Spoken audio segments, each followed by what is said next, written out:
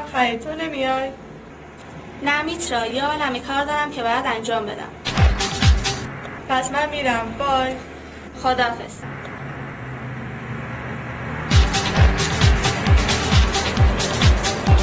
سلام خوشگله، خدمتتون باشیم. بریم گمشین، مزاحم نشین. مزاحم چیزه، مراهمی. گمشین وگرنه. چی شده میترا؟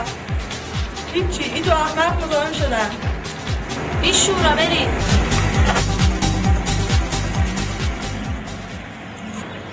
راستی مرگم.